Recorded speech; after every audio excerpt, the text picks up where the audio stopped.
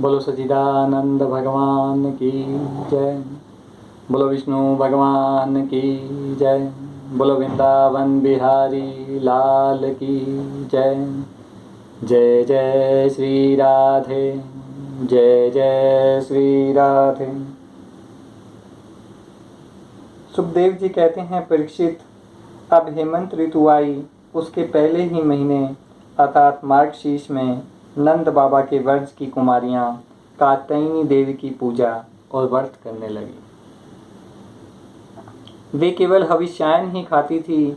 राजन, वे कुमारी कन्याएं पूर्व दिशा का क्षितिज लाल होते होते यमुना जल में स्नान कर लेती और तट पर ही देवी की बालुकामयी मूर्ति बनाकर सुगंधित चंदन, फूलों के हार, भांति भांति के नैवेद्य, धूप, दीप, फल और चावल आदि से उनकी पूजा करती, कात्यायनी देवी की पूजा करती। साथ ही हे कात्यायनी, हे महामाये, हे महायोगिनी, हम सब की एकमात्र स्वामिनी, आप नंद नंदन श्री कृष्ण को हमारा पति बना दीजिए। वो ये प्रार्थना करती, हे कात्यायनी देवी, श्री कृष्ण को हमारा पति बना दीजिए। हम आपके चरणों में नमस्कार करती हैं। इस मंत्र का जप करती हुई वे कुमारियां देवी की आराधना करती। इस प्रकार उन कुमारियों ने, जिनका मन श्री कृष्ण पर निछावर हो चुका था, इस संकल्प के साथ 1 महीने तक भद्रकाली की भली भांति पूजा की और नंद नंदन श्याम सुंदर ही हमारे पति हों, ये प्रार्थना की। वे प्रतिदिन उषा काल में ही नाम ले लेकर एक दूसरी सखी को पुकार लेती और परस्पर हाथ में हाथ डालकर ऊंचे स्वर से भगवान श्री कृष्ण की लीला तथा उनके नामों का गान करती हुई यमुना जल में स्नान करने के लिए जाती। एक दिन सब कुमारियों ने प्रतिदिन की भांति यमुना जी के तट पर जाकर अपने अपने वस्त्र उतार दिए और भगवान श्री कृष्ण के गुणों का गान करती हुई बड़े आनंद से जल क्रीड़ा करने लगे। परीक्षित, भगवान श्री कृष्ण सनकादि योगियों और शंकर आदि योगेश्वरों के भी ईश्वर हैं। उनसे गोपियों की अभिलाषा छिपी न रही। वे उनका अभिप्राय जानकर अपने सखा ग्वाल बालों के साथ उन कुमारियों की साधना सफल करने के लिए यमुना तट पर आए। उन्होंने अकेले ही उन गोपियों के सारे वस्त्र उठा लिए और बड़ी फुर्ती से एक कदम के वृक्ष पर चढ़ गए। साथी ग्वाल बाल हंसने लगे और समय श्री कृष्ण भी हंसते हुए गोपियों से हंसी की बात कहने लगे। अरे कुमारियों, अरे गोपियों, अरे कुमारियों, तुम यहाँ आकर इच्छा हो तो अपने वस्त्र ले जाओ। मैं तुम लोगों से सच सच कहता हूँ, हंसी बिल्कुल नहीं करता। तुम लोग व्रत करते करते दुबली हो गई हो। तुम लोग व्रत करते करते दुबली हो गई हो। सुंदरियों, तुम्हारी इच्छा हो तो अलग अलग आकर अपने वस्त्र ले लो या सब एक ही साथ आ जाओ, मुझे इसमें कोई आपत्ति नहीं है। भगवान की यह हंसी मस्करी देखकर गोपियों का हृदय प्रेम से सारोबार हो गया, प्रेम से भर गया। वे तनिक सुकुचाकर एक दूसरे की ओर देखने लगी, मुस्कुराने लगी, जल से बाहर नहीं निकली। जब भगवान ने हंसी हंसी में यह बात कही, वे ठंडे पानी में कंठ तक डूबी हुई थी और उनका शरीर थर थर कांप रहा था। उन्होंने श्री कृष्ण से कहा, प्यारे कृष्ण, तुम ऐसी अनीति मत करो। हम जानती हैं कि तुम नंदला बाबा के लाडले हो। तुम नंद बाबा के लाडले लाल हो, हमारे प्यारी हो, हमारे प्यारे हो। सारे ब्रजवासी तुम्हारी सराहना करते रहते हैं। देखो, हम जाड़े के मारे ठिठुर रही हैं, तुम हमें हमारे वस्त्र दे दो। प्यारे श्याम सुंदर, हम तुम्हारी दासी हैं। तुम जो कुछ कहोगे हम करने को तैयार हैं। तुम जो कुछ कहोगे हम करने को तैयार हैं। तुम तो धर्म का मर्म भली भांति जानते हो। हमें कष्ट मत दो, हमारे वस्त्र दे दो। भगवान श्री कृष्ण ने कहा, कुमारियों, तुम्हारी मुस्कान पवित्रता और प्रेम से भरी है। तुम्हारी मुस्कान पवित्रता और प्रेम से भरी है। जब तुम अपने को मेरी दासी स्वीकार करती हो, मेरी आज्ञा का पालन करना चाहती हो, तो यहाँ आकर अपने अपने वस्त्र ले लो। मेरी आज्ञा का पालन करना चाहती हो तो यहाँ आकर अपने अपने वस्त्र ले लो। परीक्षित, वे कुमारियां ठंड से कांप रही थी। भगवान की ऐसी बातें सुनकर वे अपने अंगों को छिपाकर यमुना जी से बाहर निकली। उस समय ठंड उन्हें बहुत ही सता रही थी। उनके इस शुद्ध भाव से भगवान बहुत ही प्रसन्न हुए। उनको अपने पास आई देखकर उन्होंने गोपियों के वस्त्र अपने कंधे पर रख लिए और बड़ी प्रसन्नता से मुस्कुराते हुए बोले, अरे गोपियों, तुमने जो व्रत लिया था, अरे गोपियों, तुमने जो व्रत लिया था उसे अच्छी तरह निभाया है, इसमें संदेह नहीं। परंतु इस अवस्था में वस्त्रहीन होकर तुमने जल में स्नान किया, इससे तो जल के अधिष्ठाता देवता वरुण का तथा यमुना जी का अपराध हुआ है। यमुना जी का अपराध हुआ है। अतः इस दोष की शांति के लिए तुम अपने हाथ जोड़कर सिर से लगाओ और उन्हें झुककर प्रणाम करो और अपने अपने वस्त्र ले जाओ। भगवान श्री कृष्ण की बात सुनकर इस व्रज कुमारी ने ऐसा समझा कि वास्तव में वस्त्रहीन होकर स्नान करने से हमारे व्रत में त्रुटि आ गई है और उसकी निर्विघ्न पूर्ति के लिए उन्होंने समस्त कर्मों के साक्षी श्री कृष्ण को नमस्कार किया। श्री कृष्ण को नमस्कार किया क्योंकि उन्हें नमस्कार करने से सारी त्रुटियों का, सारे अपराधों का मार्जन हो जाता है, नष्ट हो जाते हैं सारे अपराध। जब यशोदा नंदन भगवान श्री कृष्ण ने देखा कि सब कुमारियां मेरी आज्ञा के अनुसार प्रणाम कर रही हैं, तब वे बहुत ही प्रसन्न हुए। उनके हृदय में करुणा उमड़ आई और उन्होंने उनके वस्त्र दे दिए। प्रिय परीक्षित, श्री कृष्ण ने कुमारियों से छल भरी बातें की, उनका लज्जा संकोच छुड़ाया, हंसी की, यहाँ तक उनके वस्त्र हर लिए, फिर भी वे उनसे रुष्ट नहीं हुई, क्रोधित नहीं हुई। उनकी इन चेष्टाओं को दोष नहीं माना, बल्कि अपने प्रियतम के संग से वे बहुत ही प्रसन्न हुई। परीक्षित, गोपियों ने अपने अपने वस्त्र पहन लिए, परंतु श्री कृष्ण ने उनके चित्त को इस प्रकार अपने वश में कर रखा था कि वे वहां से एक पग भी चल न सकी। उन्होंने अपने वस्त्र पहन लिए परंतु वहां से हिल न सकी। अपने प्रियतम के समागम के लिए वे सजकर वे उन्हीं की ओर लजीली चितवन से निहारती रही। तब गोपियों के प्रेम के अधीन होकर उखल पे बन जाने वाले भगवान ने उनसे कहा, मेरी परम प्रेसी कुमारियों, मैं तुम्हारा यह संकल्प जानता हूँ कि तुम मेरी पूजा करना चाहती हो। मैं तुम्हारी इस अभिलाषा का अनुमोदन करता हूँ। तुम्हारा यह संकल्प सत्य होगा, तुम मेरी पूजा कर सकोगी। जिन्होंने अपना मन और प्राण मुझे समर्पित कर रखा है, उनकी कामनाएं उन्हें सांसारिक भोगों की ओर ले जाने में समर्थ नहीं होती। ठीक वैसे ही इसलिए कुमारियों, अब तुम अपने अपने घर लौट जाओ। तुम्हारी साधना सिद्ध हो गई है। तुम आने वाली शरद ऋतुओं की रात्रियों में मेरे साथ विहार करोगी। सतियों, इसी उद्देश्य से तो तुमने यह व्रत और कात्यायनी देवी की पूजा की थी।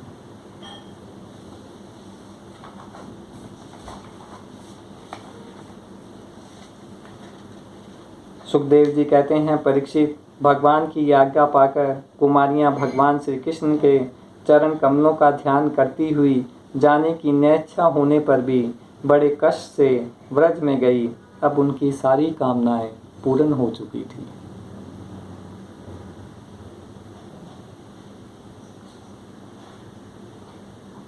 एक दिन ग्वाल बालों ने कहा, बलराम जी, ज्ञानाभिराम बलराम जी, तुम बड़े पराक्रमी हो। हमारे चित्तचोर श्याम सुंदर, तुमने बड़े बड़े दुष्टों का संहार किया है। उन्हीं दुष्टों के समान यह भूख भी हमें सता रही है। अतः तुम दोनों इसे भी बुझाने का कोई उपाय करो। आज हमें बड़ी भूख लगी हुई है, ग्वालों ने कहा। सुखदेव जी ने कहा, परीक्षित, जब ग्वाल बालों ने देवकी नंदन भगवान श्री कृष्ण से इस प्रकार प्रार्थना की, तब उन्होंने मथुरा की अपनी भक्त ब्राह्मण पत्नियों पर अनुग्रह करने के लिए यह बात कही। मेरे प्यारे मित्रों, यहाँ से थोड़ी ही दूर पर वेदवादी ब्राह्मण स्वर्ग की कामना से आंगिरस नाम का यज्ञ कर रहे हैं। तुम उनकी यज्ञशाला में जाओ। ग्वाल बालों, मेरे भेजने से वहाँ जाकर तुम लोग मेरे बड़े भाई भगवान बलराम जी का और मेरा नाम लेकर कुछ थोड़ा सा भोजन की सामग्री मांग लाओ। जब भगवान ने ऐसी आज्ञा दी, तब ग्वाल बाल उन ब्राह्मणों की यज्ञशाला में गए और उनसे भगवान की आज्ञा के अनुसार ही अन्न मांगा। परीक्षित, इस प्रकार भगवान के अन्न मांगने की बात सुनकर भी उन ब्राह्मणों ने उस पर कोई ध्यान नहीं दिया। वे चाहते थे स्वर्ग आदि तुच्छ फल और उनके लिए बड़े बड़े कर्मों में उलझे हुए थे। सच पूछो तो वे ब्राह्मण ज्ञान की दृष्टि से थे बालक ही, परंतु अपने को बड़ा ज्ञानविद मानते थे। बोले वे ज्ञान की दृष्टि से बालक ही थे, लेकिन अपने को बड़ा ज्ञानी मानते थे। परंतु उन मूर्खों ने अपने को शरीर ही मान बैठे हैं, भगवान को भी एक साधारण मनुष्य ही माना और उनका सम्मान नहीं किया। परीक्षित, जब उस ब्राह्मणों ने हाँ या ना कुछ नहीं कहा, तब ग्वाल बालों की आशा टूट गई। वे लौट आए और वहाँ की सब बातें उन्होंने श्री कृष्ण जी और बलराम जी से आकर कही। उनकी बात सुनकर सारे जगत के स्वामी भगवान श्री कृष्ण हंसने लगे। उन्होंने ग्वालों को समझाया कि संसार में असफलता तो बार बार होती ही है। संसार में असफलता तो बार बार होती ही है, उससे निराश नहीं होना चाहिए। बार बार प्रयत्न करते रहने से सफलता मिल ही जाती है। फिर उनसे कहा, मेरे प्यारे ग्वाल बालों, इस बार तुम उनकी पत्नियों के पास जाओ। इस बार तुम उनकी पत्नियों के पास जाओ और उनसे कहो कि राम और श्याम यहाँ आए हैं। तुम जितना चाहोगे उतना भोजन वे तुम्हें देंगी। वे मुझसे बड़ा प्रेम करती हैं, उनका मन सर्वदा मुझ में लगा रहता है। भगवान कहते हैं कि ब्राह्मण पत्नियों का मन सर्वदा मुझ में लगा रहता है। अब की बार ग्वाल बाल पत्नी शाला में गए। उन्होंने द्विज पत्नियों को प्रणाम करके बड़ी नम्रता से यह बात कही, आप विप्र पत्नियों को हम नमस्कार करते हैं, आप कृपा करके हमारी बात सुने। भगवान श्री कृष्ण यहाँ से थोड़ी दूरी पर आए हुए हैं। भगवान श्री कृष्ण यहाँ से थोड़ी दूर पर आए हुए हैं। उन्होंने ही हमें आपके पास भेजा है। वे ग्वाल बाल और बलराम जी के साथ गोए चराते हुए इधर बहुत दूर आ गए हैं। इस समय उन्हें और उनके साथियों को भूख लगी है। इस समय उन्हें और उनके साथियों को भूख लगी है। आप उनके लिए कुछ भोजन दे दें। परीक्षित, वे ब्राह्मणियाँ बहुत दिनों से भगवान की मनोहर लीलाएं सुनती थी। बहुत दिनों से भगवान की मनोहर लीलाएं सुनती थी। उनका मन उनमें लग चुका था। वे सदा सर्वदा इस बात के लिए उत्सुक रहती कि किसी प्रकार श्री कृष्ण के दर्शन हो जाएं। किसी प्रकार श्री कृष्ण के दर्शन हो जाएं। श्री कृष्ण के आने की बात सुनते ही वे उतावली हो गई। उन्होंने बर्तनों में अत्यंत स्वादिष्ट और हितकर भोजन, चारों प्रकार की भोजन सामग्री ले ली तथा भाई बंधु, पति पत्नी, पति पुत्रों के रोकते रहने पर भी अपने प्रीतम श्री कृष्ण के पास जाने के लिए घर से निकल पड़ी। प्रिय परीक्षित, भगवान सबके हृदय की बात जानते हैं, सबकी बुद्धियों के साक्षी हैं। उन्होंने जब ये देखा कि ब्राह्मण पत्नियां अपने भाई बंधु और पति पुत्रों के रोकने पर भी सब सगे संबंधियों और विषयों की आशा छोड़कर केवल मेरे दर्शन की लालसा से ही मेरे पास आई हैं, तब उन्होंने उनसे कहा, उस समय उनके मुख पर हास्य की तरंगें उठ रही थी। भगवान ने कहा, महाभाग्यवती देवियों, तुम्हारा स्वागत है। आओ बैठो, कहो हम तुम्हारा क्या स्वागत करें। तुम लोग हमारे दर्शन की इच्छा से यहाँ आई हो। यह तुम्हारे जैसे प्रेम पूर्ण हृदय वालों के योग्य ही है। यह तुम्हारे जैसे प्रेम पूर्ण हृदय वालों के योग्य ही है। इससे संदेह नहीं कि संसार में अपनी सच्ची भलाई को समझने वाले जितने भी बुद्धिमान पुरुष हैं, वे अपने प्रियतम के समान ही मुझसे प्रेम करते हैं, और ऐसा प्रेम करते हैं कि जिसमें किसी प्रकार की कामना नहीं रहती। ऐसा प्रेम करते हैं जिसमें किसी प्रकार की कामना नहीं रहती, जिसमें किसी प्रकार का व्यवधान, संकोच, दुविधा या द्वैत नहीं होता। प्राण, बुद्धि, मन, शरीर, स्त्री, पुत्र और धन आदि संसार की सभी वस्तुएं जिसके लिए और जिसकी सन्निधि से प्रिय लगती है, उस आत्मा से, परमात्मा से, मुझ श्री कृष्ण से बढ़कर और कौन प्यारा हो सकता है।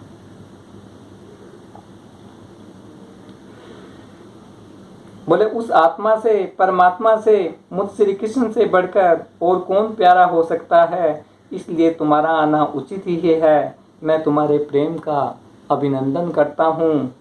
परंतु अब तुम लोग मेरा दर्शन कर चुकी, अब अपनी यज्ञशाला में लौट जाओ। तुम्हारे पति ब्राह्मण ग्रस्त हैं, वे तुम्हारे साथ मिलकर ही अपना यज्ञ पूर्ण कर सकेंगे। तुम्हारे पति ब्राह्मण ग्रस्त हैं, वे तुम्हारे साथ मिलकर ही अपना यज्ञ पूर्ण कर सकेंगे। ब्राह्मण पत्नियों ने कहा, अंतर्यामी श्याम सुंदर, अंतर्यामी श्याम सुंदर, आपकी यह बात निष्ठुरता से पूर्ण है। आपकी यह बात निष्ठुरता से पूर्ण है। आपको ऐसी बात नहीं करनी चाहिए। श्रुतियाँ कहती हैं कि जो एक बार भगवान को प्राप्त हो जाता है, उसे फिर संसार में नहीं लौटना पड़ता। बोले वेद की श्रुतियाँ कहती हैं, जो एक बार भगवान को प्राप्त हो जाता है, उसे फिर संसार में लौटना नहीं पड़ता। आप अपनी यह वेदवाणी सत्य कीजिए। हम अपने समस्त सगे संबंधियों की आज्ञा का उल्लंघन करके आपके चरणों में इसलिए आई हैं कि आपके चरणों से गिरी हुई तुलसी की माला अपने केशों में धारण करें। आपके चरणों से गिरी हुई तुलसी की माला अपने केशों में धारण करें। स्वामी, अब हमारे पति, पुत्र, माता, पिता, भाई, बंधु हमें स्वीकार नहीं करेंगे, फिर दूसरों की तो बात ही क्या है। वीर शिरोमणि, अब हम आपके चरणों में आ पड़ी हैं। हमें और किसी का सहारा नहीं है, इसलिए अब हमें दूसरों की शरण में न जाना पड़े, ऐसी व्यवस्था कीजिए। प्रभु, हमें आपकी शरण में आने के बाद दूसरों की शरण में न जाना पड़े, ऐसी व्यवस्था कीजिए। भगवान श्री कृष्ण ने कहा, देवियों, तुम्हारे पति, पुत्र, माता, पिता कोई भी तुम्हारा तिरस्कार नहीं करेंगे, कोई भी तुम्हारा तिरस्कार नहीं करेंगे। उनकी तो बात ही क्या है, सारा संसार तुम्हारा सम्मान करेगा। प्रभु कहते हैं, जो मेरा हो गया, बोले उसका सारा संसार सम्मान करेगा। इसका कारण है कि अब तुम मेरी हो गई हो, मुझसे युक्त हो गई हो। बोले तुम अब मेरी हो गई हो, मुझसे युक्त हो गई हो। देखो न, ये देवता मेरी मात का अनुमोदन कर रहे हैं। देवियों, इस संसार में मेरा अंग संग ही मनुष्यों में मेरी प्रीति या अनुराग का कारण नहीं है। इसलिए तुम जाओ, अपना मन मुझ में लगा दो, तुम्हें बहुत शीघ्र मेरी प्राप्ति हो जाएगी। तुम अपना मन मुझ में लगा दो, तुम्हें बहुत शीघ्र ही मेरी प्राप्ति हो जाएगी। सुखदेव जी कहते हैं, परीक्षित, जब भगवान ने इस प्रकार कहा, तब वे ब्राह्मण पत्नियां यज्ञशाला में लौट गई। उन ब्राह्मणों ने अपनी स्त्रियों में तनिक भी दोष दृष्टि नहीं की, उनके साथ मिलकर अपना यज्ञ पूरा किया। उन स्त्रियों में से एक की आने के समय ही उसके पति ने बलपूर्वक रोक लिया था। उस ब्राह्मण पत्नी ने भगवान के वैसे ही स्वरूप का ध्यान किया जैसा कि बहुत दिनों से सुन रखा था। उस ब्राह्मण पत्नी ने वैसे ही भगवान के स्वरूप का ध्यान किया जैसा उसने बहुत दिनों से सुन रखा था। जब उसका ध्यान जम गया, तब मन ही मन भगवान का आलिंगन करके अपनों कर्म के द्वारा बने हुए अपने शरीर को छोड़ दिया और शुद्ध सत्व में दिव्य शरीर से भगवान की सन्निधि प्राप्त की। इधर भगवान श्री कृष्ण ने ब्राह्मणियों के लाए हुए 4 प्रकार के अन्न से पहले ग्वाल बालों को भोजन कराया, फिर उन्होंने समय भी भोजन किया। परीक्षित, इस प्रकार लीला मनुष्य भगवान श्री कृष्ण ने मनुष्य की सी लीला की अपने सौंदर्य, माधुर्य, वाणी तथा कर्मों से गोएं, ग्वाल बाल और गोपियों को आनंदित किया और समय भी उनके अलौकिक प्रेम रस का आस्वादन करते हुए आनंदित हुए। इधर जब ब्राह्मणों को यह मालूम हुआ कि श्री कृष्ण तो समय भगवान है, तब उन्हें बड़ा पछतावा हुआ। जब उन्होंने देखा कि हमारी पत्नियों के हृदय में तो भगवान का अलौकिक प्रेम है और हम लोग उससे बिल्कुल रीते हैं, हम लोग उससे बिल्कुल खाली हैं, तब वे पछता कर अपनी निंदा करने लगे। वे कहने लगे, हाय, हम भगवान श्री कृष्ण से विमुख हैं, हम भगवान श्री कृष्ण से विमुख हैं। बड़े ऊंचे कल में हमारा जन्म हुआ, गायत्री ग्रहण करके हम द्विजवाती हुए, वेद अध्ययन करके हमने बड़े बड़े यज्ञ किए, परंतु वह सब किस काम का? धिक्कार है, धिक्कार है। देखो तो सही, यद्यपि ये स्त्रियां हैं। बोले कितने आश्चर्य की बात है, देखो तो सही, यद्यपि ये स्त्रियां हैं तथापि जगत गुरु भगवान श्री कृष्ण में इनका कितना अगाध प्रेम है, अखंड अनुराग है। उसी से इन्होंने गृहस्थी की बहुत बड़ी फांसी भी काट डाली, जो मृत्यु के बाद साथ भी नहीं कटती। उसी से इन्होंने गृहस्थी की बहुत बड़ी फांसी काट डाली, जो मृत्यु के साथ भी नहीं कटती। इनके पास न तो द्विजवाती के योग्य, यज्ञोपवीत आदि संस्कार हुए, न इन्होंने गुरुकुल में ही निवास किया, न इन्होंने तपस्या की, फिर भी समस्त योगीश्वरों के ईश्वर पुण्य कीर्ति भगवान श्री कृष्ण के चरणों में इनका दृढ़ प्रेम है। और हमने अपने संस्कार किए हैं, गुरुकुल में निवास किया है, तपस्या की है तथा अच्छे अच्छे कर्म किए हैं, आत्म अनुसंधान किया है, फिर भी भगवान के चरणों में हमारा प्रेम नहीं है। यह सब होने पर भी धन्यता धन्य है और हमारे अहोभाग्य हैं, तभी तो हमें वैसी पत्नियां प्राप्त हुई है। उनकी भक्ति से हमारी बुद्धि भी भगवान श्री कृष्ण के अविचल प्रेम से युक्त हो गई है। प्रभु, आप अचिंत्य और अनंत ऐश्वर्यों के स्वामी हैं। श्री कृष्ण, आपका ज्ञान अबाध है। वे आदि पुरुषोत्तम भगवान श्री कृष्ण हमारे इस अपराध को क्षमा करें, क्योंकि हमारी बुद्धि उनकी माया से मोहित हो रही है और हम उनके प्रभाव को न जानने वाले अज्ञानी हैं। अब इंद्र यज्ञ निवारण। सुखदेव जी कहते हैं, परीक्षित, भगवान श्री कृष्ण बलराम जी के साथ वृंदावन में रहकर अनेक प्रकार की लीलाएं कर रहे थे। उन्होंने एक दिन देखा कि वहाँ सब गोप इंद्र यज्ञ करने की तैयारी कर रहे हैं। सब गोप इंद्र यज्ञ करने की तैयारी कर रहे हैं। भगवान श्री कृष्ण सबके अंतर्यामी और सर्वज्ञ है। फिर भी विनयवत होकर विनय से उन्होंने नंद बाबा आदि बड़े बड़े गोपों से पूछा, पिताजी, आप लोगों के सामने ये कौन सा बड़ा भारी काम, कौन सा उत्सव आ पहुंचा है, इसका फल क्या है? कौन सा उत्सव आ पहुंचा है, इसका फल क्या है? किस उद्देश्य से कौन लोग किन साधनों के द्वारा ये यज्ञ किया करते हैं? पिताजी, आप मुझे यह अवश्य बताइए कि हम लोग किसकी पूजा कर रहे हैं। नंद बाबा ने कहा, बेटा, भगवान इंद्र वर्षा करने वाले मेघों के स्वामी हैं। भगवान इंद्र वर्षा करने वाले मेघों के स्वामी हैं। ये मेघ उन्हीं के अपने रूप हैं। वे समस्त प्राणियों को तृप्त करने वाले एवं जीवन दान करने वाला जल बरसाते हैं। मेरे प्यारे पुत्र, हम और दूसरे लोग भी उन्हीं मेघपति भगवान इंद्र की यज्ञों के द्वारा पूजा किया करते हैं। यह धर्म हमारी कुल परंपरा से चला आया है। सुखदेव जी कहते हैं, परीक्षित, ब्रह्मा शंकर आदि के भी शासन करने वाले केशव भगवान ने नंद बाबा और दूसरे व्रजवासियों की बात सुनकर इंद्र को क्रोध दिलाने के लिए अपने पिता नंद बाबा से कहा, श्री भगवान ने कहा, पिताजी, प्राणी अपने कर्म के अनुसार ही पैदा होता है और कर्म से ही मर जाता है। अपने कर्म के अनुसार ही पैदा होता है और कर्म से ही मर जाता है। उसे उसके कर्मों के अनुसार ही सुख, दुख, भय और मंगल के निमित्तों की प्राप्ति होती है। जब सभी प्राणी अपने अपने कर्मों का ही फल भोग रहे हैं, तब हमें इंद्र की क्या आवश्यकता है?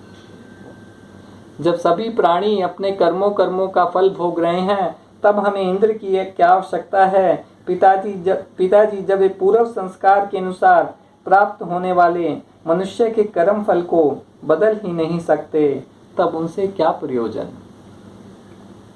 मनुष्य अपने स्वभाव के अधीन वह उसी का अनुसरण करता है। यहाँ तक कि देवता, असुर, मनुष्य आदि को लिए हुए सारा जगत स्वभाव में ही स्थित है। जीव अपने कर्मों के अनुसार उत्तम और अधम शरीरों को ग्रहण करता है और छोड़ता रहता है। इसलिए पिताजी, मनुष्य को चाहिए कि वह पूर्व संस्कारों के अनुसार अपने वर्म तथा आश्रम के अनुकूल धर्मों का पालन करता हुआ कर्म का ही आदर करे। जिसके द्वारा मनुष्य की जीविका सुगमता से चलती है, वही उसका इष्ट देव होता है। जिसके द्वारा मनुष्य की जीविका सुगमता से चलती है, वही उसका इष्ट देव होता है। इस संसार की स्थिति, उत्पत्ति और अंत के कारण कर्म से सत्वगुण, रजोगुण और तमोगुण है। यह विविध प्रकार का संपूर्ण जगत स्त्री पुरुष के संयोग से रजोगुण के द्वारा उत्पन्न होता है। उसी रजोगुण की प्रेरणा से मेघगण सब कहीं जल बरसाते हैं। उसी रजोगुण की प्रेरणा से मेघ सब जगह जल बरसाते हैं। उसी से अन्न और अन्न से सब जीवों की जीविका चलती हैं। इससे भला इंद्र का क्या लेना देना है? वह भला क्या कर सकता है? पिताजी, न तो हमारे पास किसी देश का राज्य है, न बड़े बड़े नगर ही हमारे अधीन हैं। हमारे पास गांव या घर भी नहीं है। हम तो सदा के वनवासी हैं। वन और पहाड़ ही हमारे घर हैं। इसलिए हम लोग गौवों, ब्राह्मणों और गिरिराज का यजन करने की तैयारी करें। इंद्र यज्ञ के लिए जो सामग्रियां इकट्ठी की गई हैं, उन्हीं से इस यज्ञ का अनुष्ठान होने दें। पिताजी, मेरी तो ऐसी सम्मति है कि यदि आप लोगों को रुचे तो ऐसा ही कीजिए। ऐसा यज्ञ गो, ब्राह्मण और गिरिराज को तो प्रिय होगा ही, मुझे भी बहुत प्रिय है। सुखदेव जी कहते हैं, परीक्षित, कालात्मा भगवान की इच्छा थी कि इंद्र का घमंड चूर चूर कर दें। इंद्र का घमंड चूर चूर कर दें। नंद बाबा आदि गोपों ने उनकी बात सुनकर बड़ी प्रसन्नता से स्वीकार कर ली। भगवान श्री कृष्ण ने जिस प्रकार का यज्ञ करने को कहा था, वैसा ही यज्ञ उन्होंने आरंभ किया। पहले ब्राह्मणों से स्वस्ति वाचन कराकर उसी सामग्री से गिरिराज और ब्राह्मणों को सादर भेंटें दी तथा गौओं को हरी हरी घास खिलाई। इसके बाद नंद बाबा आदि गोपों ने गौओं को आगे करके गिरिराज की प्रदक्षिणा की। ब्राह्मणों का आशीर्वाद प्राप्त करके वे और गोपियां भली भांति श्रृंगार करके बैलों से जुती गाड़ियों पर सवार होकर भगवान श्री कृष्ण का लीलाओं का गान करती हुई गिरिराज की परिक्रमा करने लगी। बैलगाड़ियों पर सवार होकर भगवान कृष्ण की कथाओं का गान करती हुई गिरिराज की परिक्रमा करने लगी। भगवान श्री कृष्ण गोपों को विश्वास दिलाने के लिए गिरिराज के ऊपर एक दूसरा विशाल शरीर धारण करके प्रकट हो गए तथा मैं गिरिराज हूँ, इस प्रकार कहते हुए सारी सामग्री आरोगने लेने लगे, ग्रहण करने लगे। भगवान श्री कृष्ण ने अपने उस स्वरूप को दूसरे ब्रजवासियों के साथ समय भी प्रणाम किया और कहने लगे, देखो कैसा आश्चर्य है, देखो कैसा आश्चर्य है। गिरिराज ने साक्षात प्रकट होकर हम पर कृपा की है। ये चाहें जैसा रूप धारण कर सकते हैं, ये चाहें जैसा रूप धारण कर सकते हैं। इस प्रकार भगवान श्री कृष्ण की प्रेरणा से नंद बाबा आदि बड़े बड़े गोपों ने गिरिराज, गो और ब्राह्मणों का विधि पूर्वक पूजन किया तथा फिर श्री कृष्ण के साथ सब ब्रज में लौट आए। बोलो सच्चिदानंद भगवान की जय। बोलो विष्णु भगवान की जय। बोलो वृंदावन बिहारी लाल की जय। जय जय श्री राधे, जय जय श्री राधे।